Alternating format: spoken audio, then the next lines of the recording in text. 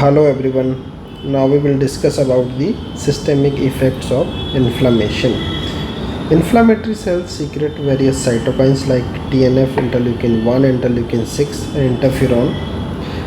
They may result into the acute phase response. Acute phase can be in the form of fever, increased level of acute phase protein, leukocytosis, hypertension and increased pulse rate, or sepsis in severe bacterial infection due to the excessive release of interleukin 1 and TNF.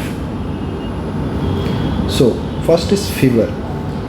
When body temperature increases by 1 to 4 degrees centigrade from the basal temperature, most prominent manifestation of the acute phase response is fever.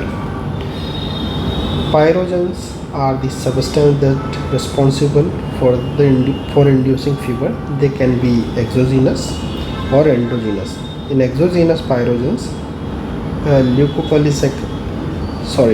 bacterial products that stimulate the immune cell which secretes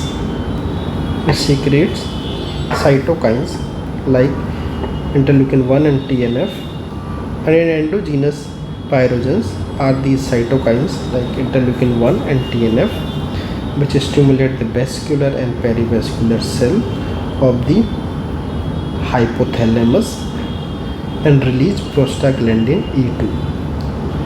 This prostaglandin E2 by various neurotransmitter increases the body temperature via decreasing heat loss through vasoconstriction or heat generation through brown fat and skeletal muscle. NSAIDs are the drugs. They inhibit the release of this prostaglandin E2 and thus prevent development of fever.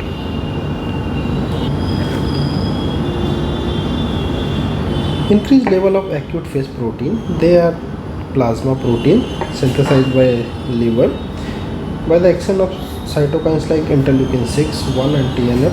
Liver produce some acute phase proteins like CRP, fibrinogen, amyloidotic protein and other proteins like hepcidin, thrombopoietin.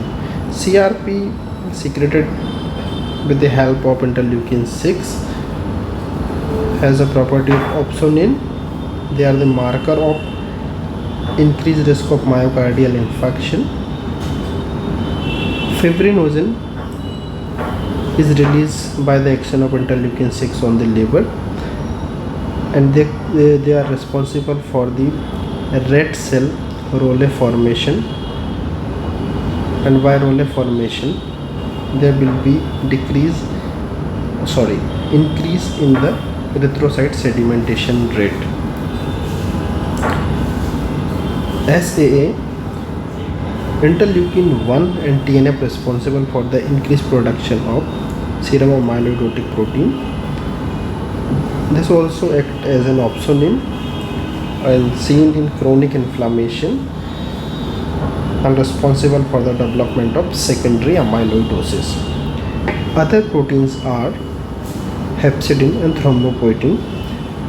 Hepcidin decreases the iron absorption and ultimately decreases iron availability to the erythroid precursors and responsible for the anemia of chronic disease or anemia of chronic inflammation. Thrombopoietin acts as a growth factor for megakaryocyte and increases the platelet count.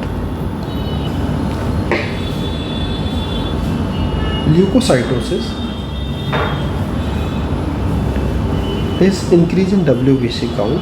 Bacterial infection cytokines like TNF, interleukin 1 stimulate bone marrow for the production of more and more granulocytes to combat these infection. In viral infection there can be a lymphocytosis, and in helminthic infestation there will be eosinophilia. Leukopenia or decrease in leukocyte count can be noted in certain infection like typhoid fever or rickettsial disease. Increased blood pressure or hypertension or pulse rate can be noted in acute phase response. This is because of the blood redirection from cutaneous to deep tissue. Thank you.